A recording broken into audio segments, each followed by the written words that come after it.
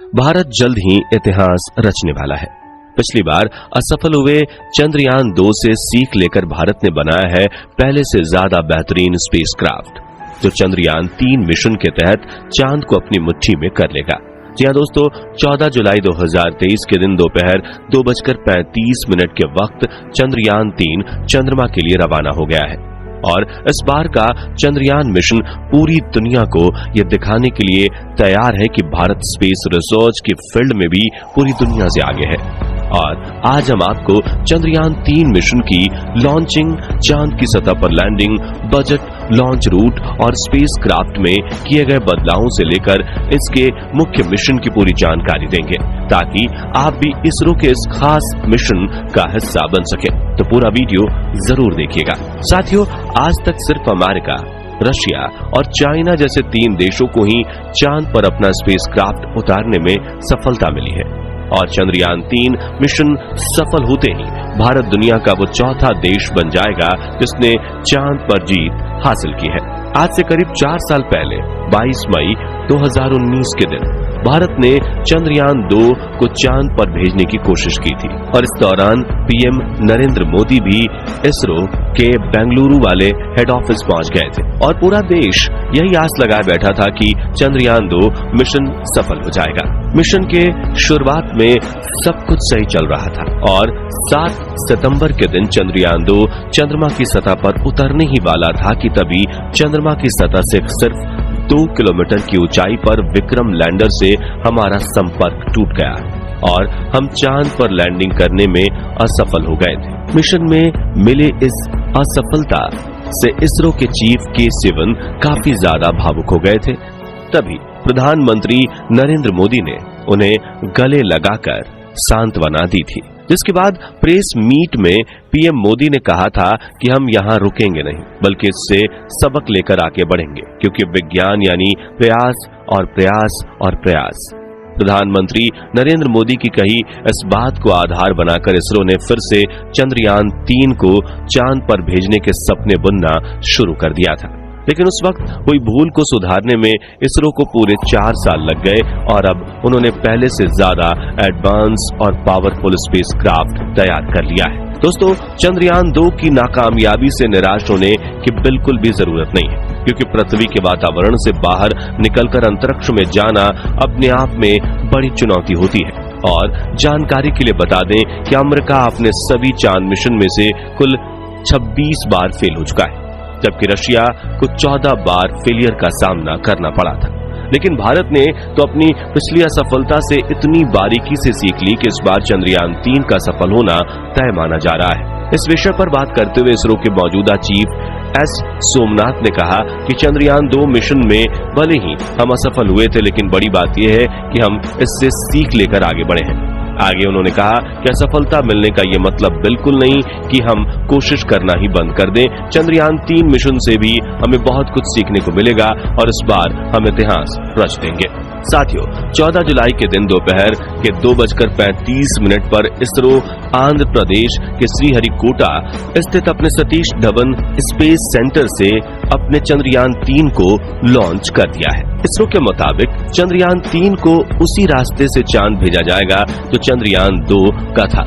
साथ ही इसे चांद के दक्षिणी ध्रुव पर ही उतारा जाएगा, जहां पर चंद्रयान 2 को उतारा जाने वाला था। यानी हम यूं कह सकते हैं कि चंद्रयान 3 अपने पिछले साथी चंद्रयान 2 का बचा हुआ मिशन पूरा करेगा। हालांकि दोस्तों, चंद्रयान 3 में कई बदलाव किए गए हैं, जैसे कि इस बार स्पेसक्राफ्ट में कोई ऑर्बिटर नहीं है, बल्कि इस वक्त हम एक प्रोपल्शन मॉड्यूल का इस्तेमाल कर रहे हैं, जो चंद्रयान 3 के लैंडर और रोवर को चांद की ऑर्बिट तक ले जाएगा, जहां इसे चंद्रयान 2 के उस ऑर्बिटर से कनेक्ट किया जाएगा जो पिछले 4 सालों से चांद के चक्कर काट रहा है।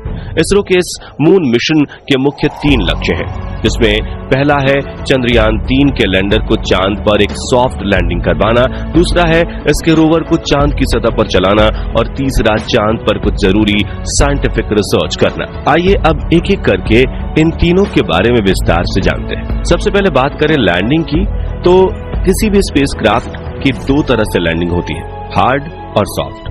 जिसमें से हार्ड लैंडिंग में कोई भी स्पेसक्राफ्ट अंतरिक्ष में मौजूद ग्रह और उपग्रह पर तेजी से लैंडिंग करता है, जिससे सतह से टकराकर उसके क्रैश होने के चांसेस बढ़ जाते हैं।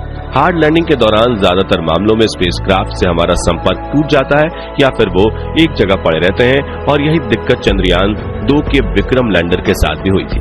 अब कोई भी स्पेस एजेंसी अपने स्पेसक्राफ्ट की हार्ड लैंडिंग नहीं करवाना चाहती, लेकिन कई बार तकनीकी दिक्कतों की वजह से ऐसी लैंडिंग हो जाती है और ज्यादातर मामलों में मिशन फेल हो जाता है।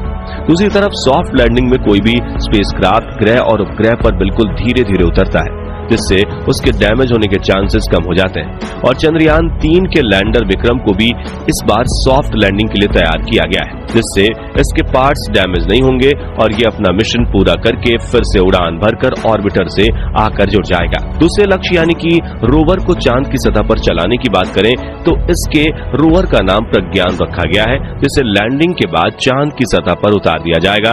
इस रोवर में कई सारे नेविगेशन कैमरा, एनर्जी के लिए सोलर पैनल और कम्युनिकेशन के लिए एंटेना लगाए गए हैं और इसका वजन करीब 27 किलोग्राम है। ये चांद की सतह की डेटा कलेक्ट करके लैंडर को भेजेगा और लैंडर इस डेटा को ऑर्बिटर को भेजेगा, जहां से ये डेटा इसरो के ग्राउंड रिसर्च सेंटर पर पहुंचेगी। अब इस मिशन के तीसरे लक्ष्य यानी रिसर्च की बात करें तो चंद्रमा 3 का लैंडर चांद के उस दक्षिणी ध्रुव पर लैंड करेगा जहां आज तक कोई स्पेसक्राफ्ट नहीं गया। यहाँ पर लैंडर और रोवर मिलकर चांद के तापमान की जांच करेंगे, चांद पर होने वाली भूकंपीय घटनाओं की जांच करेंगे, साथ ही ये चांद के वातावरण में गैस और प्लाज्मा की जांच भी करेंगे। इसके अलावा कई सीक्रेट साइंटिफिक रिसर्चेस भी किए जाएंगे। कुल मिलाकर इस मिशन से इसरो चांद की वो डेटा कलेक्ट करेगा जो चांद पर मानव बस्ती बसाने की कोशिश को एक और कदम आगे ले जाए। साथियों, चंद्रयान 3 का लैंडर चांद पर 1 लूनर दिन तक रहेगा, जो कि धरती पर 14 दिनों के बराबर होता है, जिसके बाद ये फिर से उड़ान भरकर ऑर्बिटर के पास आ जाएगा। इस मिशन का बजट 615 करोड़ बताया जा रहा है। पहली बार सुनने में तो ये बजट आपको ज्यादा लग सकता है, लेकिन बता दें कि ये बजट पिछले दिनों रिलीज हुई फिल्म आदि पुरुष के 700 करोड़ के बजट से भी कम है और इतने कम बजट में चांद पर जाकर इतने बड़े मिशन को अंजाम देना वाकई में काबिले तारीफ होगा।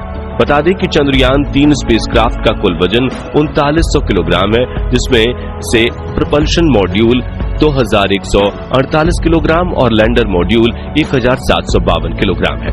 आइए दोस्तों, अब जानते हैं कि चंद्रयान 3 धरती से लेकर चांद का सफर कैसे पूरा करेगा। तो चंद्रयान 3 के स्पेसक्राफ्ट को रॉकेट से जोड़कर इसरो ने अपने LVM-3 लॉन्च व्हीकल से जोड़ दिया और यह मिशन LVM-3 के इग्निशन से शुरू हो गया। फिर ऊपर पहुंचने पर इसके अगल बगल लगे S-200 रॉकेट अलग हो गए और आगे चलकर पेलोड को कवर करने वाले को खोलकर भी अलग कर दिया जाएगा।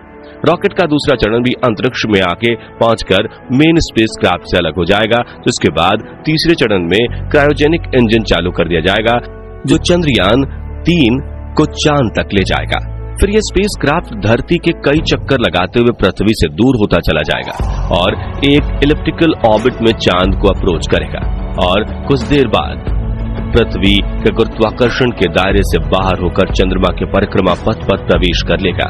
चांद के ऑर्बिटर में पहुंचते ही लैंडर को प्रपल्शन मॉड्यूल से अलग करके चांद की सतह की ओर भेज दिया जाएगा और सतह के नजदीक पहुंचते ही इसके थ्रस्टर्स ऑन कर दिए जाएंगे ताकि इसकी रफ्तार को कम किया जा सके और ये चांद की सतह पर सॉफ्ट लैंडिंग कर सके।